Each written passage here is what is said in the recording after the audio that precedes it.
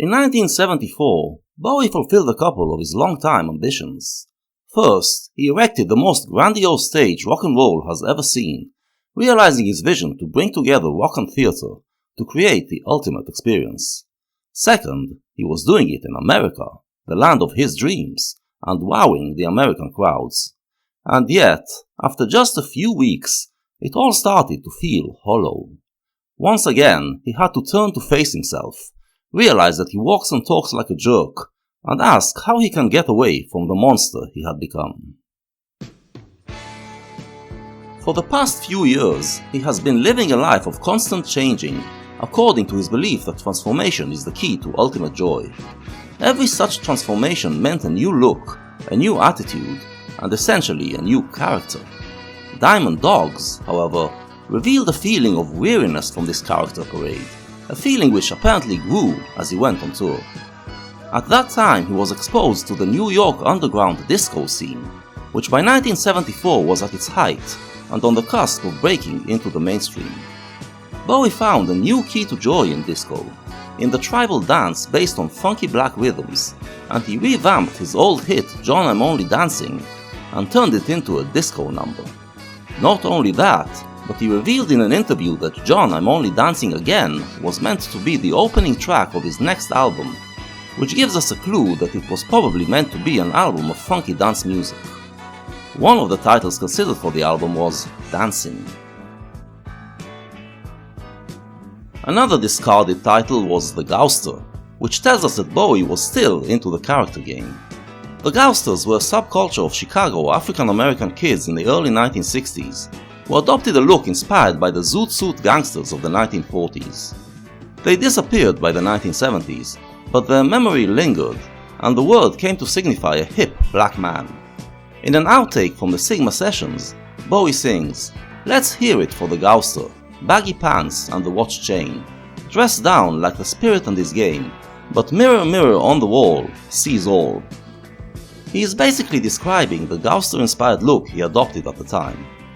His funky rendition of Foot Stomping, an early 1960s doo-wop number, hints that he was thinking about using funk to revive the early rock and roll moment, when black and white youth came together to create a cultural bang and represent it through a white Gauster look.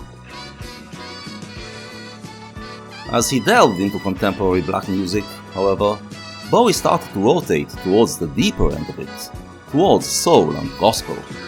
Soul music, which carried the aspirations of black Americans in the 1960s, fell into bluesy depression in the early 70s, reflecting a crisis in the black soul. The stark realism of the great soul records of the years 1971 to 74 showed the dream of equality shattered, the black ghettos in ruins, and hope gone. It was music so potent that it was almost too hard to bear, and for those who needed something more positive, Philadelphia provided the solution. The Philly sound was typified by funky rhythms, soulful singing, and lush productions, offering soul music that was romantic, danceable, and enjoyable. Social problems were still dealt with occasionally, but the vibe was more optimistic and soothing.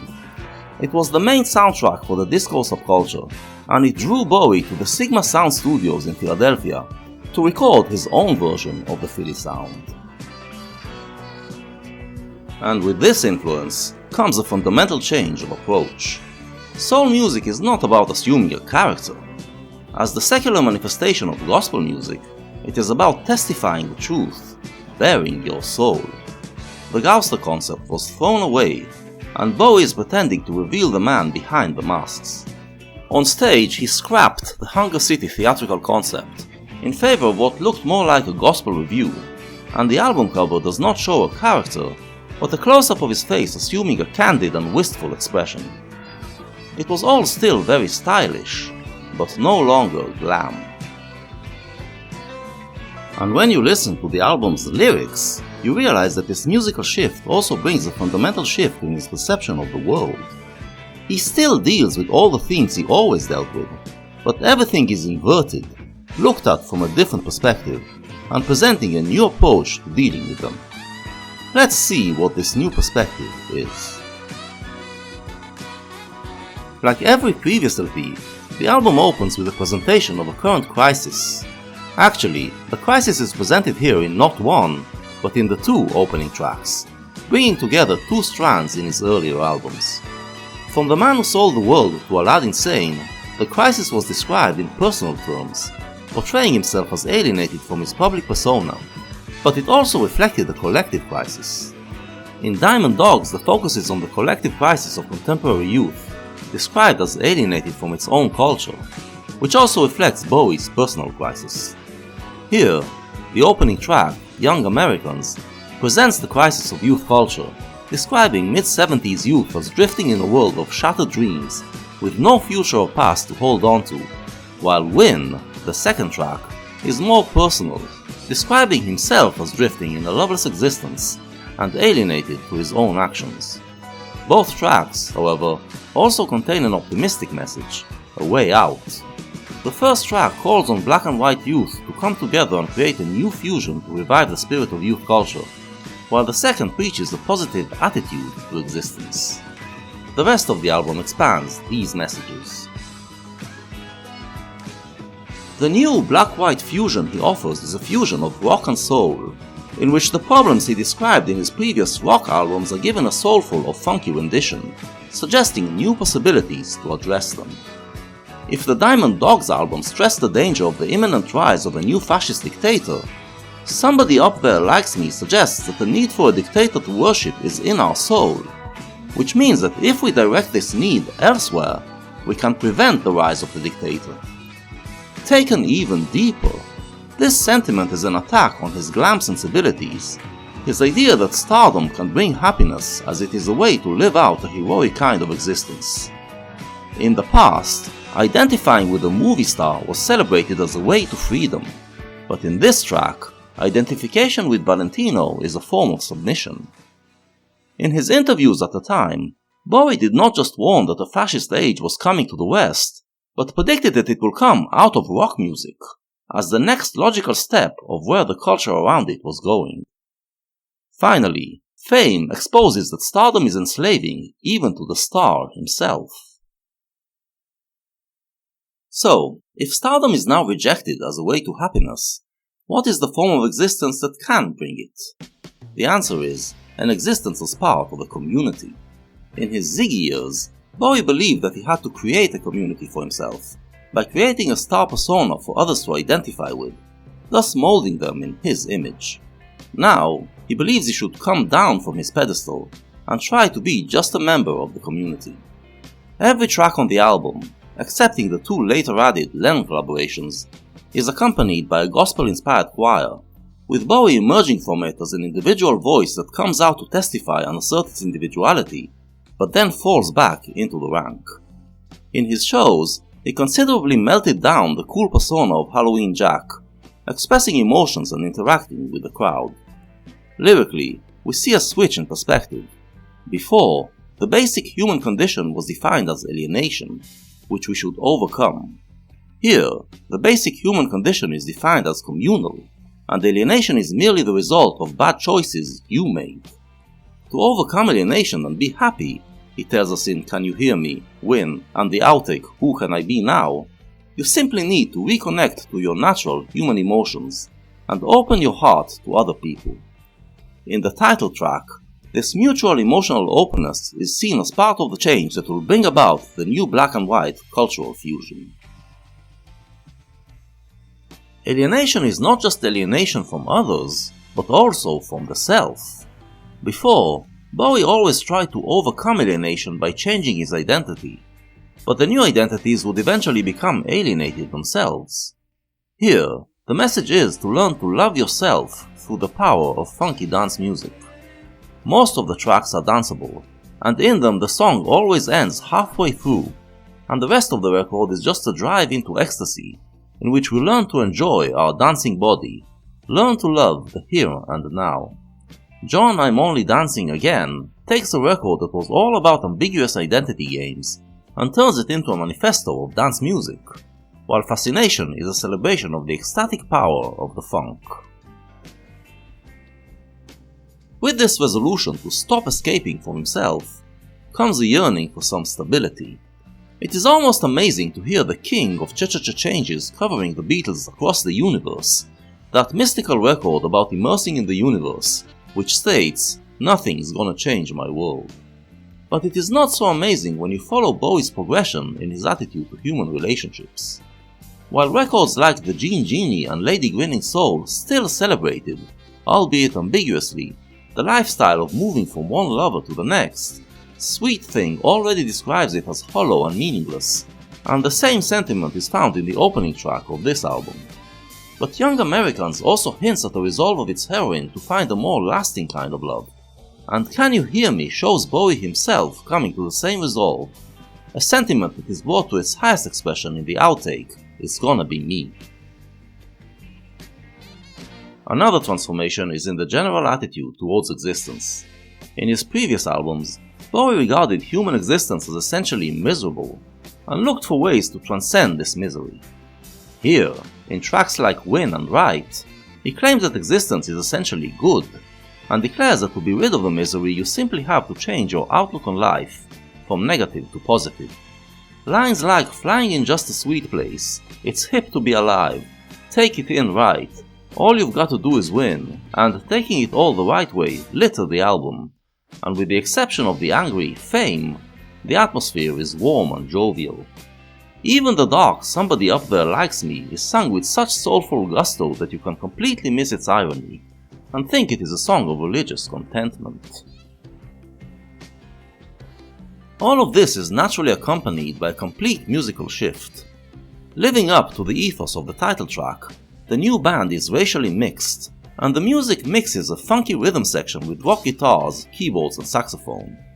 Bowie's singing is no longer theatrical but soulful, at times even confessional, and his vocals become deeper and richer as a result.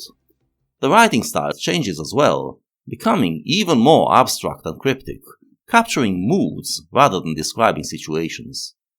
Finally, half of the song titles are made of just one word, signifying that the track presents a singular experience, not a story or a play. All of these new elements will remain staples of Bowie's music from now on.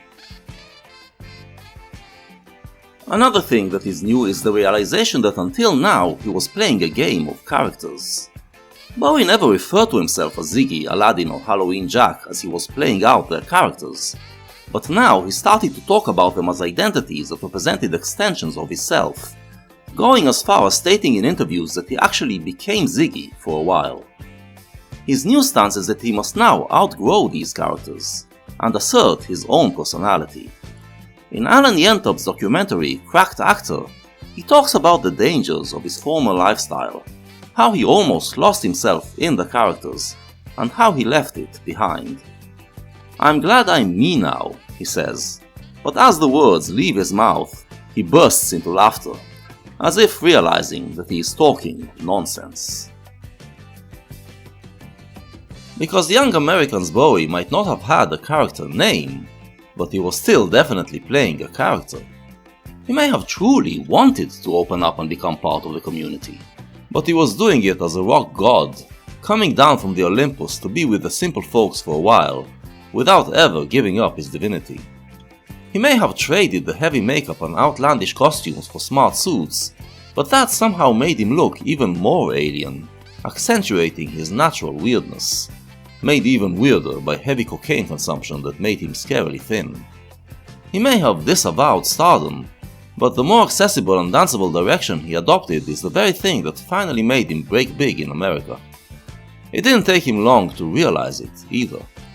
Just a year later, Bowie branded this album as Plastic Soul and shunned it for quite a long time, deeming it basically fake.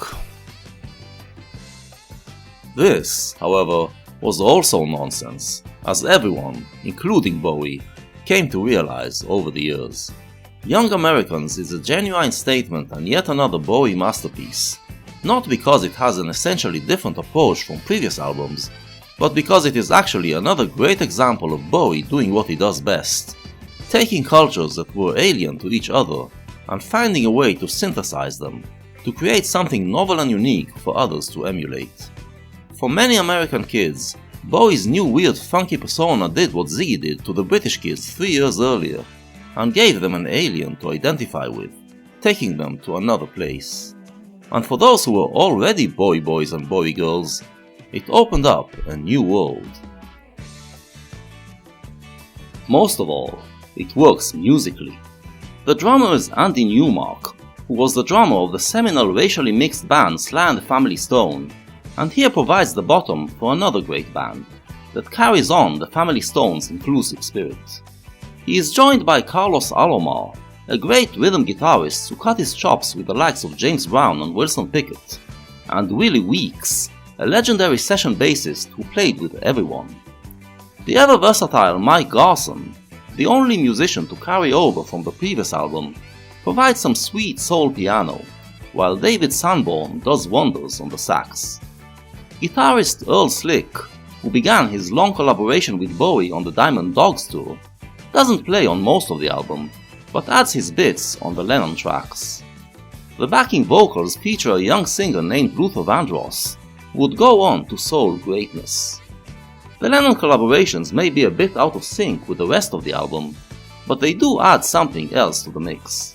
And Tony Visconti is back in the producer seat for the first time since The Man Who Sold the World, giving the album that rich and exotic sound that he does best. The final result is an album that makes you dance, sing, think, and yes, even break down and cry.